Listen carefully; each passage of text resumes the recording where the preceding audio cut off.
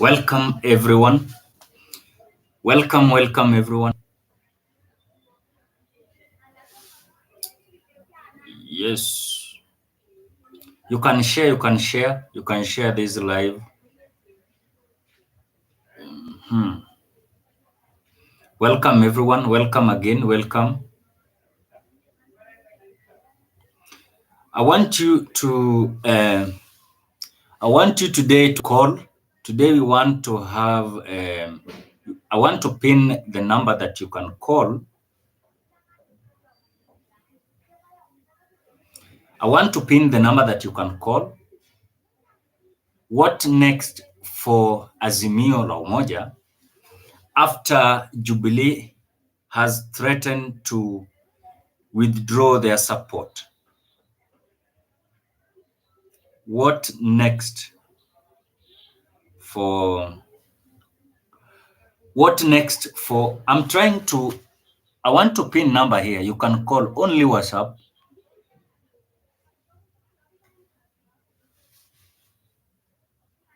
What next for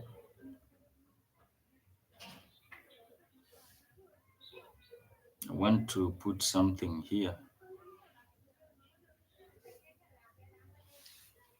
Ladies and gentlemen, what next for Raila Amolo Odinga and Kalonzo Musyoka?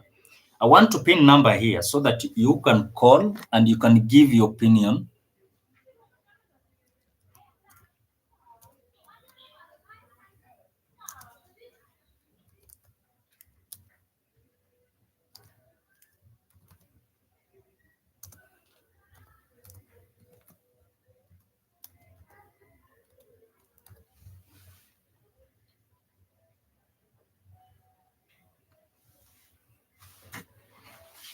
You can call the number through WhatsApp. What next for Raila Amolo Odinga? Because yesterday, Jeremiah Kioni has come out to allege that if it is about the debt that Raila Amolo Odinga was claiming, they paid that debt. They were claiming what next for Jubilee Party and their members, and what next for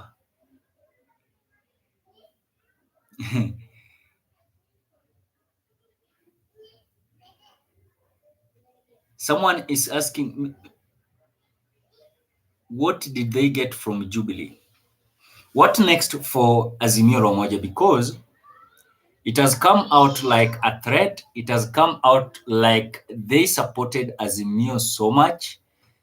It seems like it is a threat, and some Jubilee brigades are feeling like betrayed.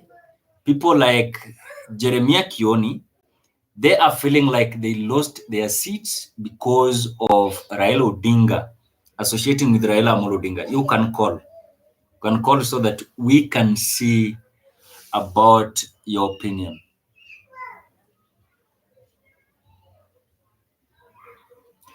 Anyone that wants to share about his opinion,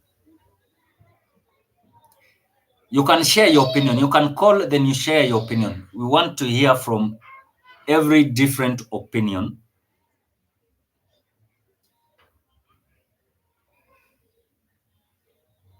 You can call.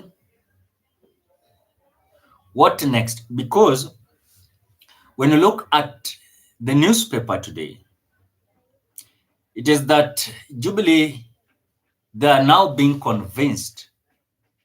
They are being convinced by the Deputy President Rigathi Gachagua that the only thing that they are remaining with, it is to join UDA and Kenya Kwanza at large. And that is where their politics is.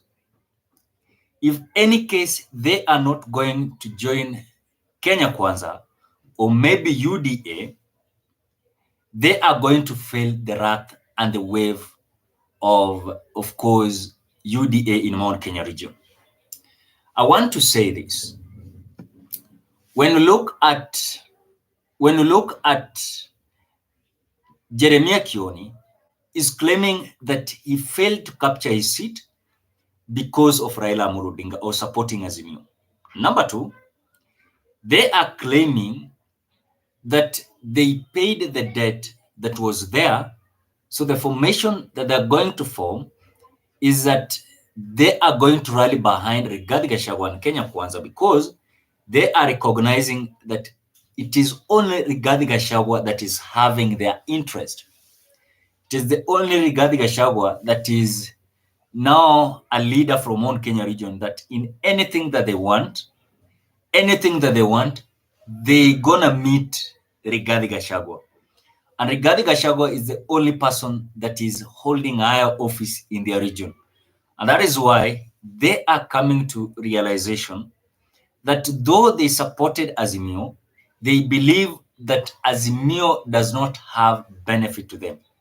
So whatever they are doing is that they are warming up to join UDA at large because they believe that it is only in UDA and Kenya Kwanza where their political career is safe, where they can prepare their path politically as Mount Kenya leaders politician, or else if not, they are going to perish. That is whatever they are doing now.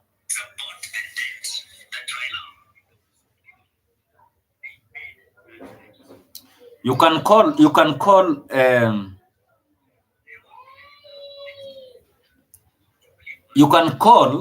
so that you can share your opinion.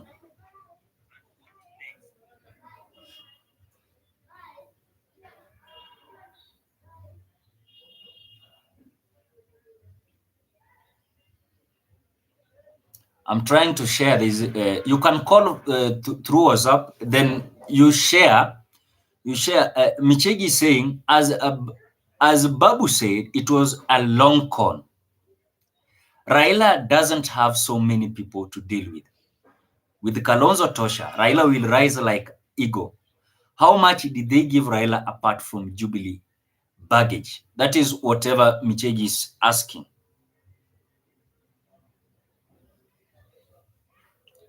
Yeah, that is whatever Michegi is saying. That as Babu said, it was a long con. Raila doesn't have so many people to deal with. With Kalonzo Tosha, Raila will rise like an eagle. How much did they give Raila apart from Jubilee baggage? And again, you know, there's a scenario that might arise when it comes to election of 2027, that this election, it is about Kikuyus and Kalenjins. So what are your thoughts?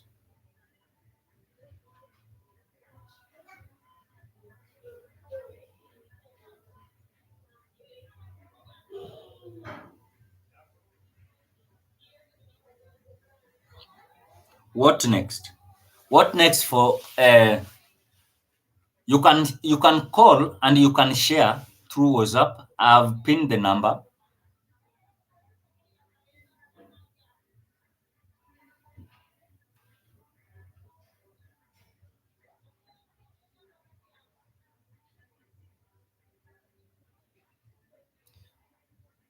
You can call, and this is whatever Rigathi Gachagua was saying.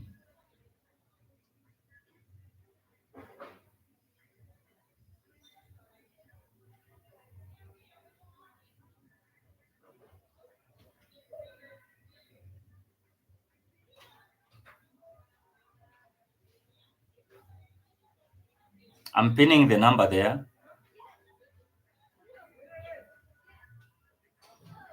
You can call.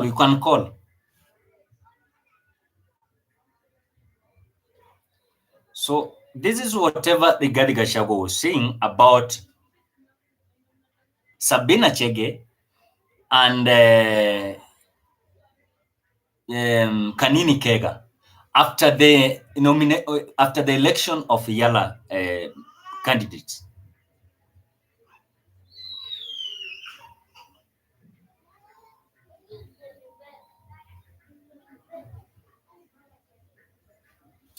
So please, you can call. If you want to call, you can call. yesterday, Rigathi Gachagua came out very clear during the burial. So this is whatever.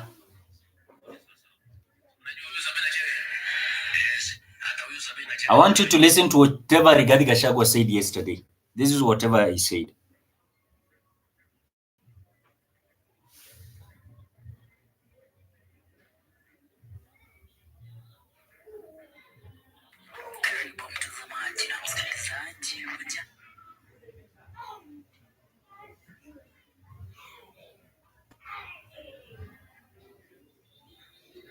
This is whatever Rigathi Gachagua said yesterday. Here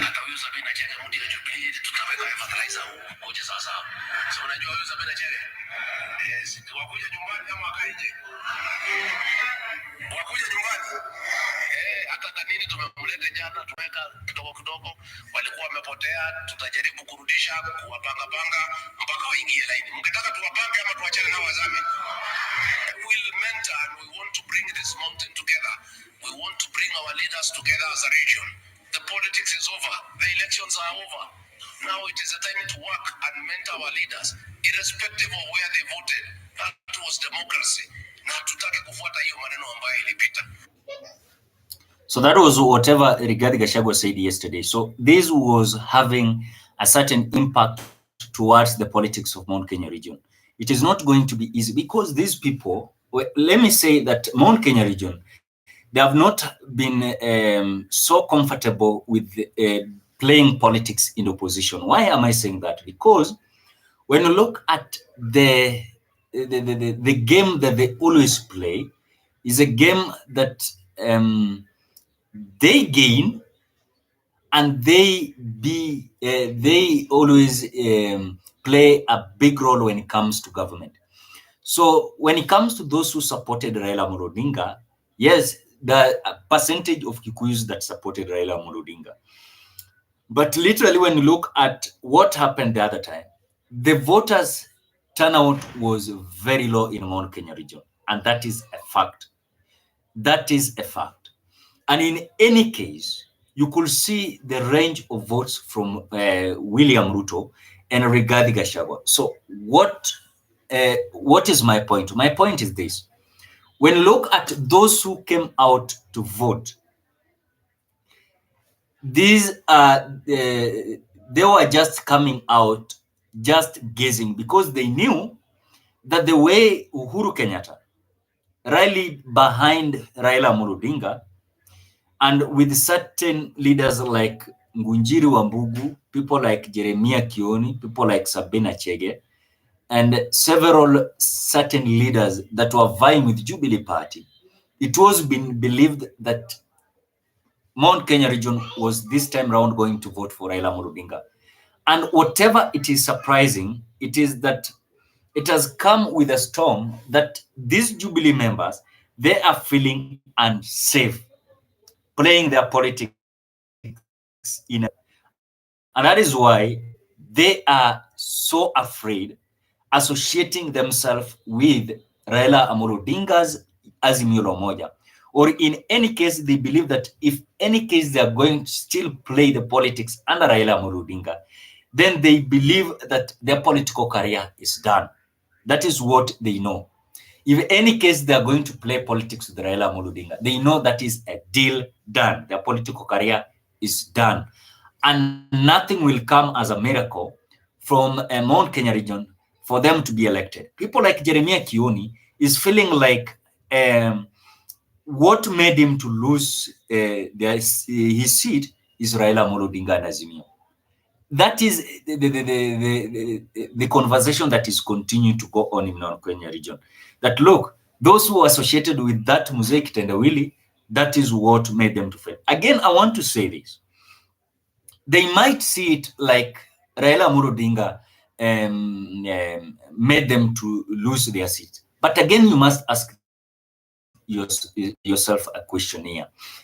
People like Ngunjiri Wambugu, they were busy campaigning on their side. This is the reality. They were busy campaigning.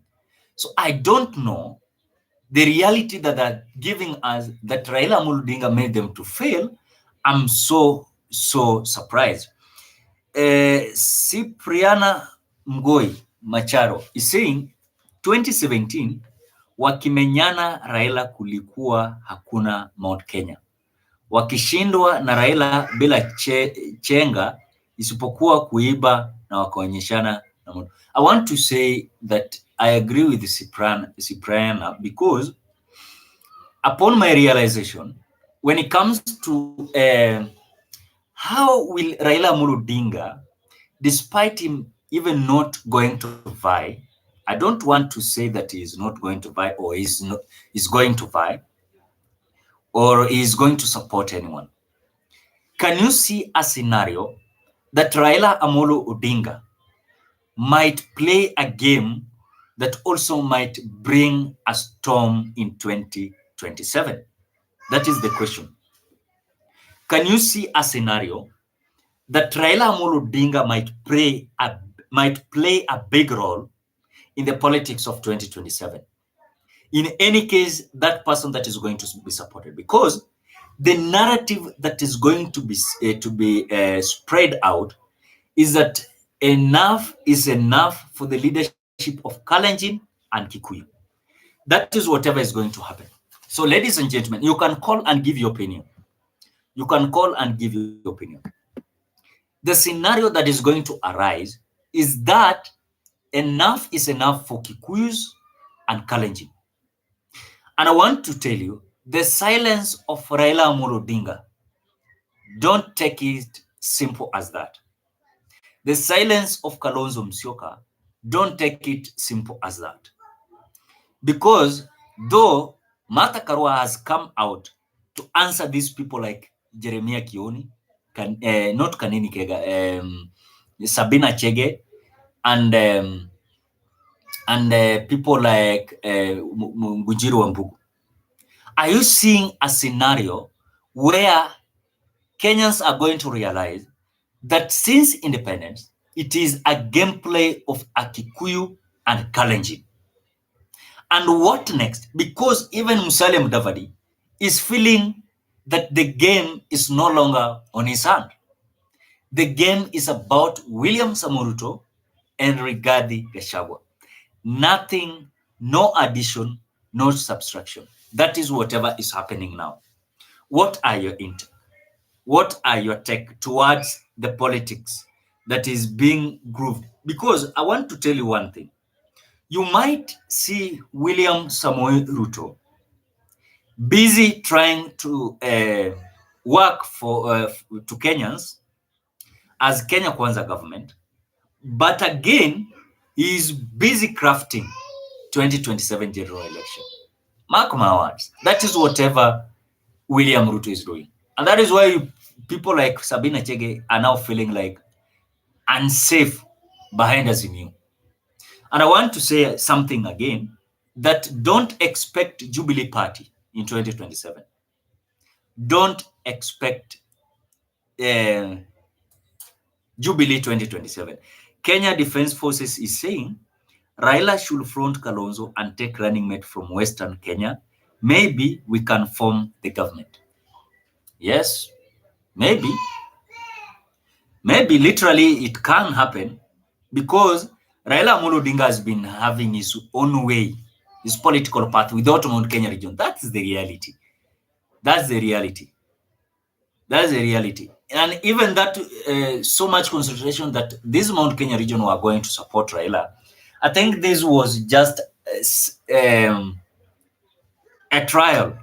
But again, it did not come out very clear. So, Kenya Defense Forces is saying that Raila should front Kalonzo Musyoka. Number one. Number two, he should take take running mate from Western Kenya. Maybe something can happen. Something can happen. Ladies and gentlemen, something can happen. That is whatever is going to happen. Because the silence, these people, they have taken the silence of Kalonzo, the silence of Raila Amolo Odinga, as simple as that. I know some people are going to say that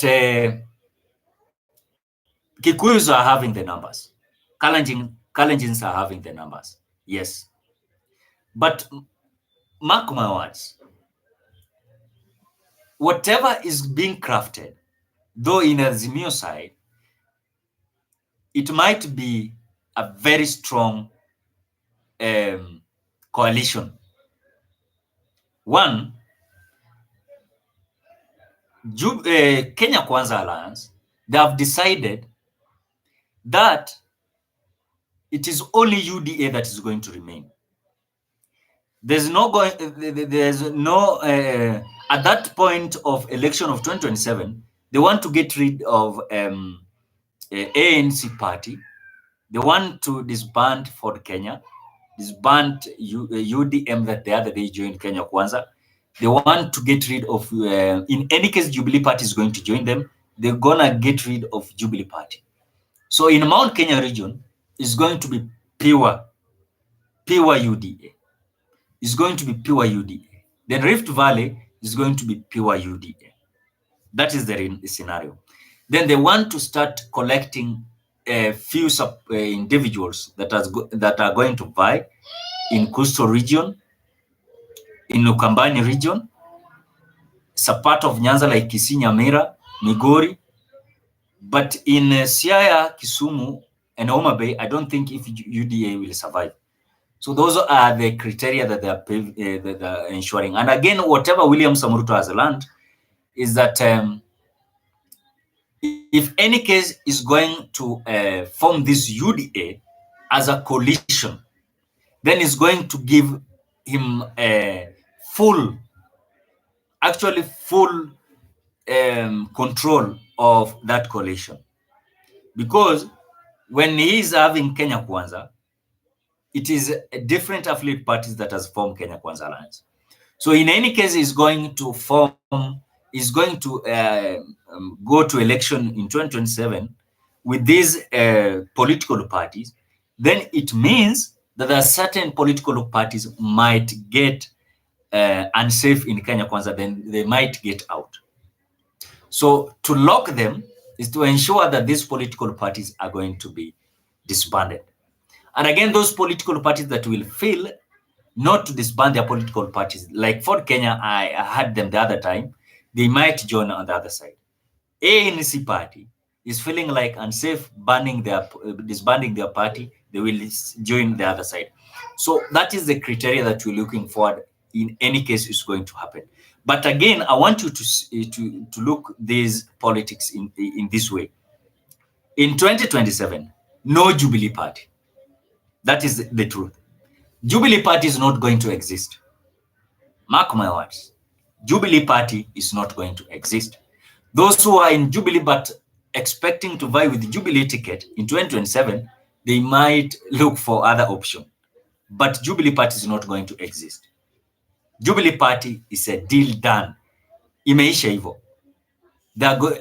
In fact, you can see these leaders that are in Jubilee, they are warming up. Just wait 2 to 3 months. They're going to jump to join UDA officially. That is the preparation that they are doing now. But again, in any case, they're joining the other side. Also, these people are busy crafting. Is there any possibility of Kalonzo moment in 2027? That is whatever is going to happen. So I think what next for Raila and Kalonzo is that they should not be worried about Jubilee or these Kikuyus joining Kenya Kwanza, because still they can come with a storm. Nyanza region at large, Western region at large, Ukambani region at large, Coastal region, and they might come as a storm. And this scenario saying, and this narrative, that no Kikuyu, no Kalenjin, because it has been a scenario of Kalenjin and Kikuyu, Kalenjin and Kikuyu, and that is whatever is happening. So I think those are the criteria that these people are playing. But again, William Samoei is looking in a point of view that in any case is going to play with Western politics. Again, is likely to lose Western. Yes. Kenya Defense Force is saying Boniface dream. Can Ameru Embu Mbere have a soft spot for Kalonzo Musyoka? Yes. Meru, I want to say that the politics of Meru, Embu, Mbere, they are likely to support in any case Kalonzo Musyoka is going to Kalonzo Musyoka is going to be supported. That is the reality. That is whatever is going to happen. Because in any case, these people, they are always having a problem with, not problem, but again, Meru, they're always supporting Raila Odinga. Let's say the truth. Even in that decade where Raila Odinga has been running for presidency, Meru, they have been supporting Raila. Embu, they have been supporting Raila. And Mbere, they have been supporting Raila. So the reality is, there are certain part of Mount Kenya region that will support, Mount Kenya region, there are eastern and western. So the reality is, there's some part of Kenya that they feel comfortable with Kalonzo Musyoka. In any case, I want to say that in any case, they are going to, of course, be with, in any case, Kalonzo Musyoka is going to be fronted, to be put in front as a presidential candidate. There's a possibility. Now, I want to see a scenario where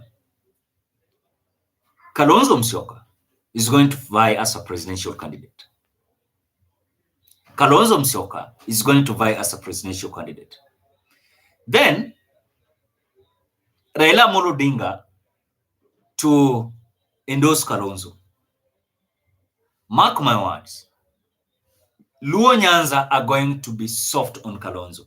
They are going to support. Because if you put, I want to ask you a simple question.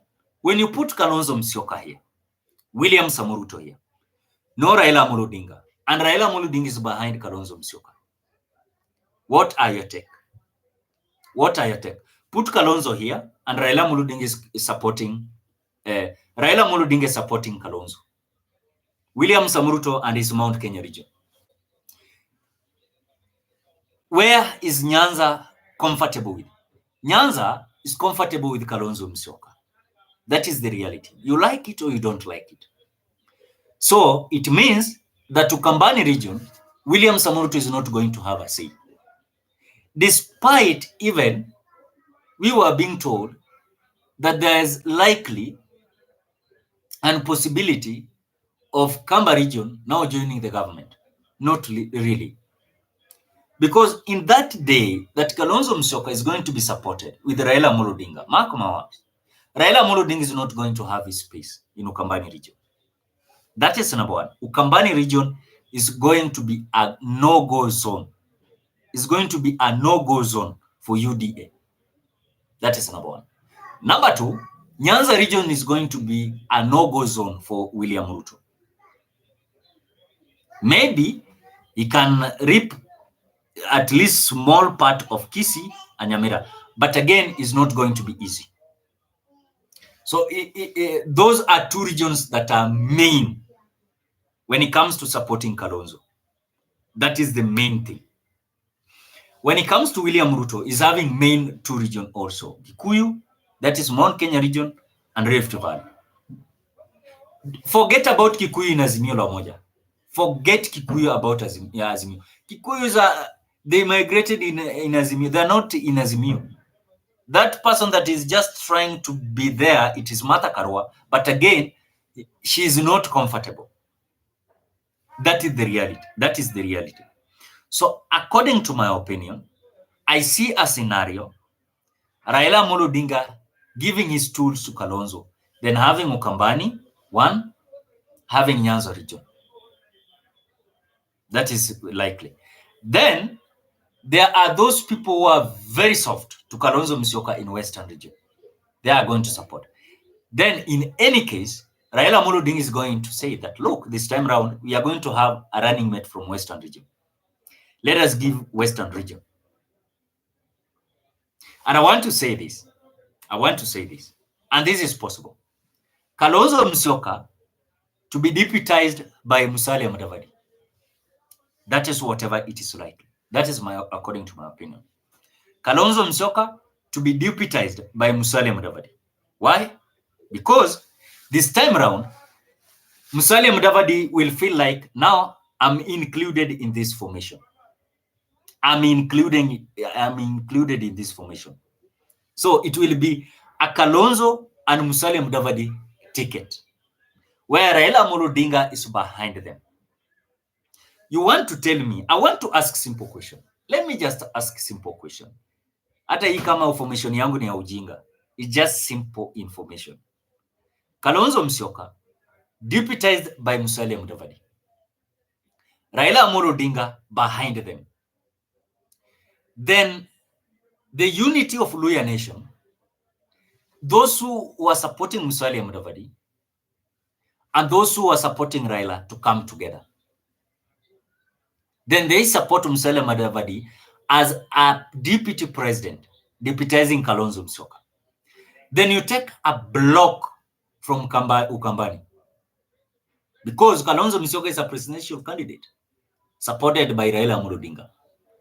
It is a block. Those three counties, Kitui, Machakos, and Makueni, they are going to be happy because their son is going to be presidential candidate. Then take Western region, because Musalia Mudavadi will be happy. So I want to ask you, between Musalia Mudavadi preparing his political path, 2027, being Kalonzo Musyoka's running mate, that is number one, or kwanza aongoje apewe, because he will not be a running mate.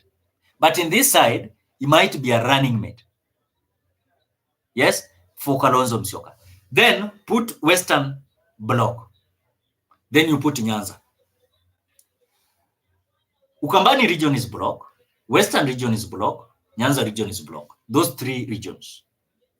Then don't put other regions.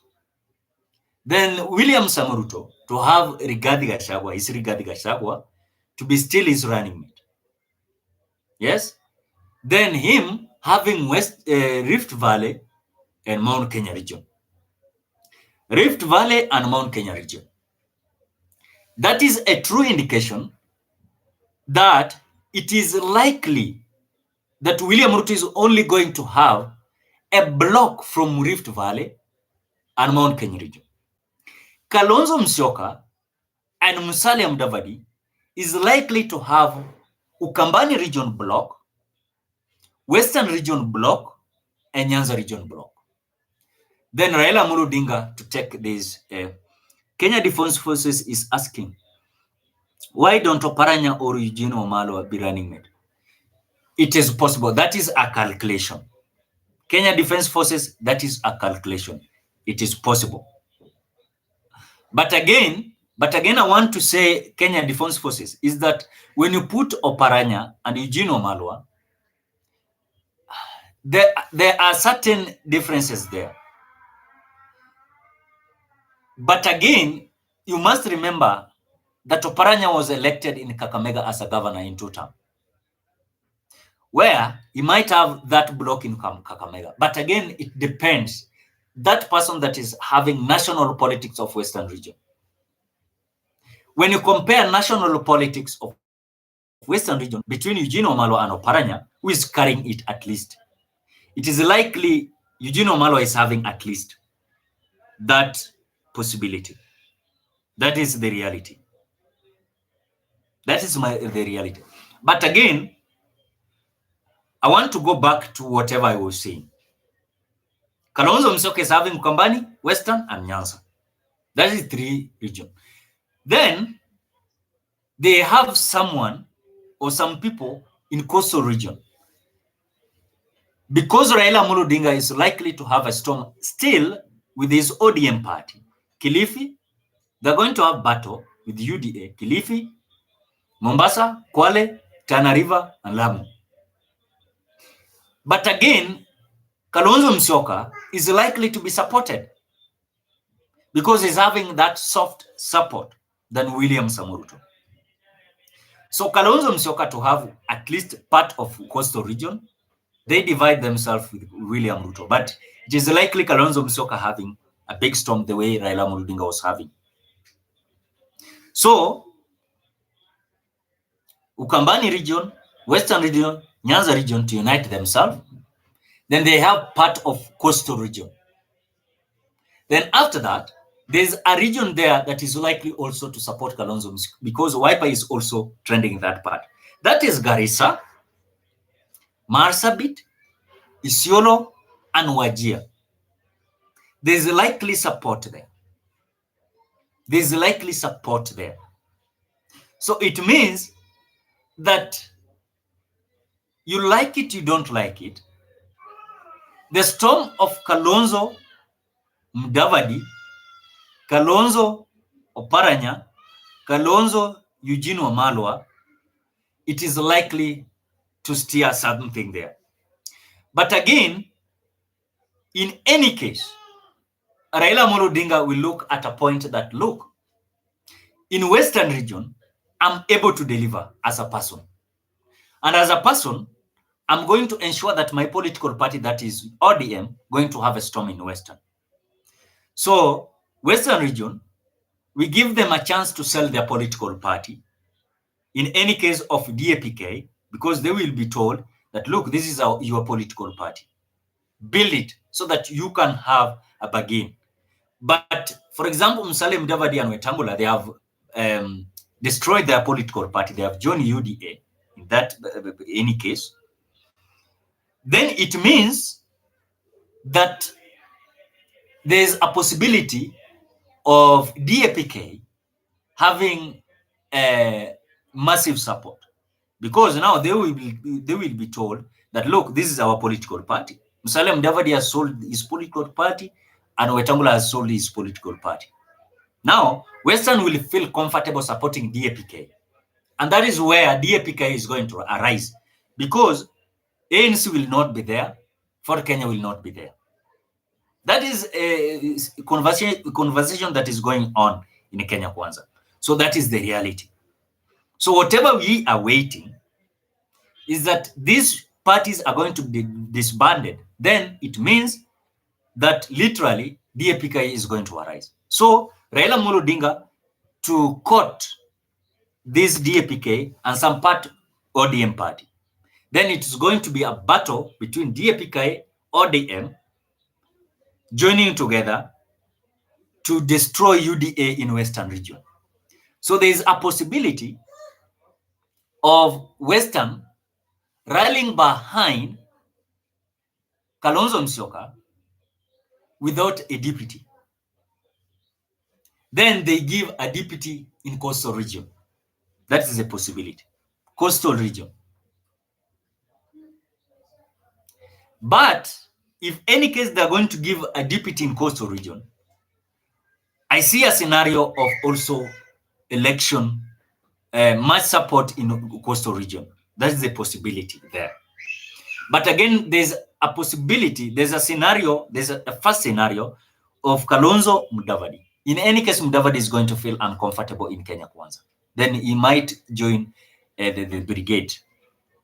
But in any case, there's a possibility of maybe Joho, I don't know, Joho or anyone. I don't know the politics of coastal very well, because that region is not easy to predict about the leadership that are rising. You know, parts like Western and Nyanza and Mount Kenya and Rift Valley, it is all easy to predict.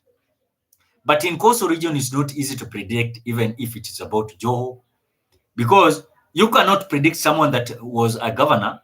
There are some people that have been governors, but to be predicted as a national politician that can carry their region, it is not easy. So that is the scenario that is happening. So I don't see if William Samoei Ruto and his Rigathi will pave way easily in 2027. You must remember also that this election was also very tight.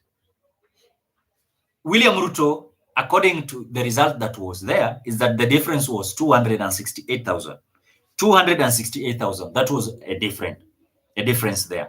So I don't see any scenario that this William Ruto and his Rigathi they must celebrate. There's no celebration there because a storm might come up. And again, remember, there's two scenarios, that narratives that are going to arise. And this narrative, one, enough is enough for Kikuyu Kalenjin leadership. That is something that is going to happen. Enough is enough for Kikuyu Kalenjin. Because these people are going to say that 2027 is going to be a Kalenjin. Kenya Defense Forces is saying that Coast is Raila's stronghold, and also there is presence of Kamba in Coastal. That is 100% true. And that is why you see some part of Coastal region, there's a popularity of, there are certain Kambas there that are always supporting Kalonzo Musyoka.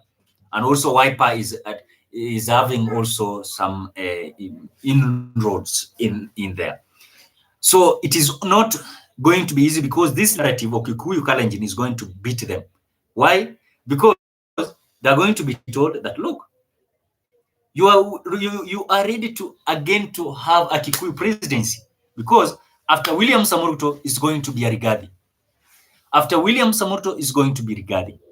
That is what we are being told. After Rigathi is going to be a Kalenjin. After Kalenjin is going to be a Kikuyu. So it is going to be a Kikuyu Kalenjin, Kikuyu Kalenjin, Kikuyu Kalenjin, until that prophecy of Moi come to pass. Because he said that Kanu was going to rule 100 years. And these same people that were in Kanu, now they are ruling. Yes. Moi was in Kanu. Mwai Kibaki was in Kanu. Ruto was in Kanu. Rigathi Gachagua was in Kanu. So that is the scenario. In fact, Rigathi Gachagua was a good friend of Moi. That is the reality. So that is whatever is going to happen. So I don't see any possibility of this William Ruto and Rigathi celebrating. Not yet. Narrative number 2 is that about the promises that William Ruto gave Kenyans. In any case, he's not going to fulfill his promises. Then it means that this is a deal done. He might write a history. He might write a history that he was the first-term president and he was defeated, like Donald Trump in the US. So that is my opinion. So number 1, don't expect Jubilee Party in 2027. That is number 1. Number 2, don't expect any Kikuyu still rejecting William Ruto in Mount Kenya region. Number 3, don't expect Musalia Mudavadi to be comfortable and to disband his political party under Wetangula. Number 4, expect the endorsement of Kalonzo Musyoka. Number 5, expect the narrative of Kikuyu Kalenjin being rejected. And lastly, expect a very tight battle in 2027. It is not going to be easy. I've seen people saying that it is going to be a walkover for William Ruto. Yes, walkover ya uizi. Walkover ya uizi. That's the only thing that William Samoei can. In fact, these people cannot defeat the formation of Raila Odinga free and fair. That's the reality. Tuseme tu kweli. They cannot defeat the formation of Raila Odinga free and fair. That is the reality. You like it, you don't like it. Without any bias, that is the reality. They cannot. And even if today election is going to be conducted where William Samoei is a presidential candidate, Raila is a presidential candidate, they cannot defeat Raila free and fair. Ladies and gentlemen, that is my opinion. What I opinion? You can give your opinion. Otherwise, I want to appreciate you so much because of great support towards this live. Bye-bye till you meet on another live.